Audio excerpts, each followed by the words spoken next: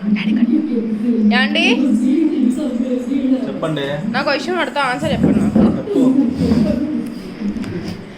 నాకు మీ మీద కోపం వచ్చి నేను మా పుట్టింటికి వెళ్ళిపోతే మీరేం చేస్తారు? ఇంకో పెళ్ళి చేసుకుంటారా? చెప్పండి. ముందు టీవీ ఆప్షన్ మాట్లాడుతున్నా కదా నేను.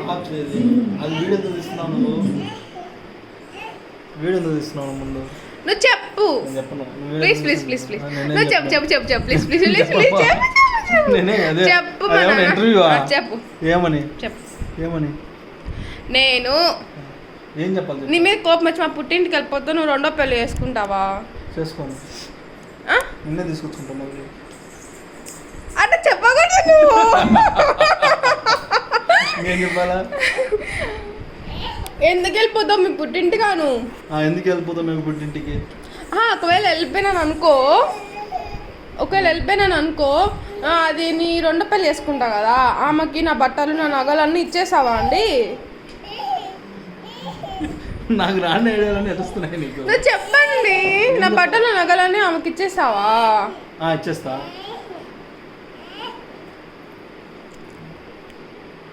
చెప్పు ఏం చెప్పాలి? అంటే చెప్పకూడదు. ఏం చెప్పాలా? ఇవ్వనండి. అయినా నువ్వు వెళ్ళిపోయినప్పుడు నీ బట్టని నగలని తీసుకెళ్ళిపోతావు కదా అని చెప్పాలా? అది నాకు ఎడ తెలుసు, నువ్వేమనుకుంటున్నావు? నువ్వు చెప్పాలి అట్లా. నేను వెళ్ళిపోయినప్పుడు నా బట్టల నగలు తీసుకుపోతావు కదా, కామన్ సెన్స్ లేదా మీకు? ఎందుకు తీసుకుపోతావు నీ బట్టల నగలు? నేను నిన్ను వదిలేసి వెళ్ళిపోయినా కదా. నన్ను వదిలేసి వెళ్ళిపోయినప్పుడు నీ బట్టలు నగలు అన్ని ఎట్లా తీసుకుపోతావు? నువ్వు వాచ్ చేయకుండా అడిగినా మరి బిడ్డ ఇవ్వడం కూడా ఇస్తా కదా వాళ్ళకి. నువ్వు ముందు నాకు చెప్తే నేను అలా చెప్తాను. నాకు స్కిప్ చేయకుండా నువ్వు అనుకునే అలా చెప్పకూడదు. నువ్వు ఏమనాలంటే నీ బట్ట నీ నగలు నువ్వు ఎత్తుకుపోతావు కదా మా అనాలా? నువ్వు నీ బట్టలు నగలు ఎత్తుకుపోతావు కదా అంటే నా బట్టల్లో నగలు నేను ఎత్తుకోపోతే నువ్వు ఆమెకు అన్ని మళ్ళీ కొత్తగా కొనిపిద్దాం అనుకుంటున్నావా?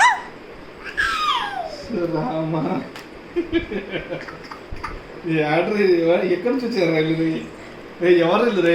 అంటే ఇంకొక ఆమె ఏమైనా పెట్టుకో అన్నాను రెడీగా. ఎవరితో చెప్పు నాకు? చెప్పు చెప్పు చెప్పు. చెప్పకూడదా? అంతే. యశ్వి